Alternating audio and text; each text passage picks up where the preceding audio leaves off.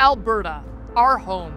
Pristine mountains and lakes, wide open pastures and fertile fields, unmatched natural resources, world-class cities, world-class people. Alberta truly has it all. We are a strong and free people, full of entrepreneurs, food producers, builders, caregivers, teachers, and a whole lot of hardworking, tough-as-nails, get-her-done grit. Our potential is as limitless as our skies.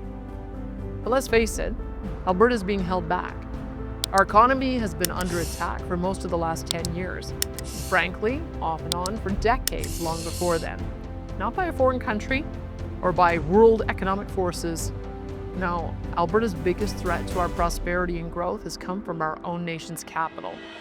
Alberta has an Ottawa problem. For the last 10 years, Ottawa, led by successive Liberal governments propped up by their NDP allies, have taken direct aim at Alberta's core industries. Ottawa's Bill C-69 killed several major Alberta pipeline and resource projects. Their West Coast tanker ban specifically blocks Alberta oil from accessing world markets. Their excessive industrial carbon taxes and the new oil and gas emissions cap are designed to keep our world-class oil and gas reserves in the ground. And net zero mandates on everything from electricity to vehicles are causing the cost of living to increase, business costs to soar, and are even endangering the stability of our power grid in the dead of winter. And the effects on Alberta's economy have been staggering. In just the last 10 years alone, more than $500 billion, that's $500 billion, in global investment capital destined for our resource sector has disappeared. It walked away from Alberta and Canada, and instead headed off to Texas, Asia, and the Middle East, to places that welcome resource development and jobs. That cost Alberta and Canada quite literally hundreds of billions in GDP, corporate taxes and resource royalties for healthcare, education, and public infrastructure.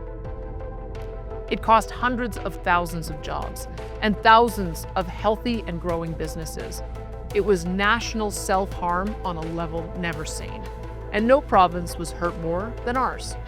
And those costs keep building every single day. But we're not just losing investment, we're losing trust. As I said, this story is bigger than just the last decade.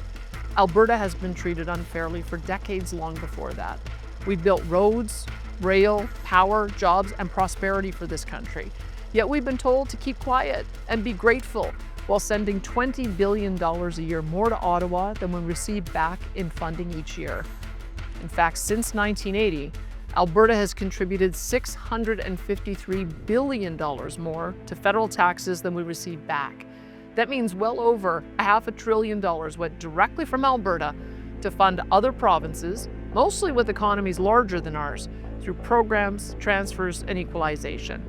And despite this, we have continued to be the economic engine and job-creating juggernaut of this country, and have opened our province to those from every corner of Canada looking for work and opportunity.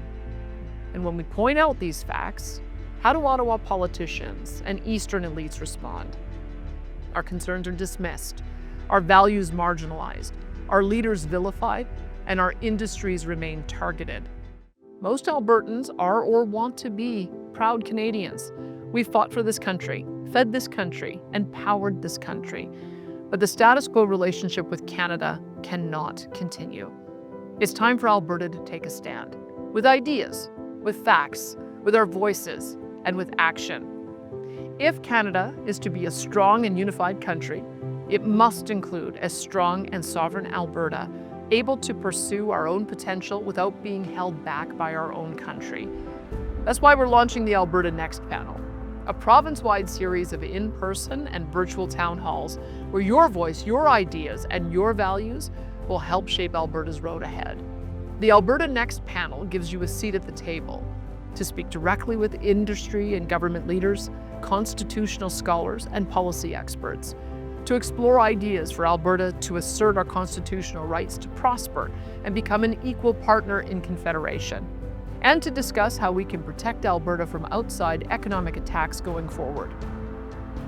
And when the panel has finished its work, it will recommend which ideas should be put to the people of Alberta for a referendum vote in 2026. Now, I know these can be tough and emotional conversations, and that's okay. We are Albertans. We can have hard conversations and share our ideas and opinions respectfully, and stay good friends and neighbors while doing so. Because really, the vast majority of Albertans, regardless of their politics or backgrounds, all want the same thing.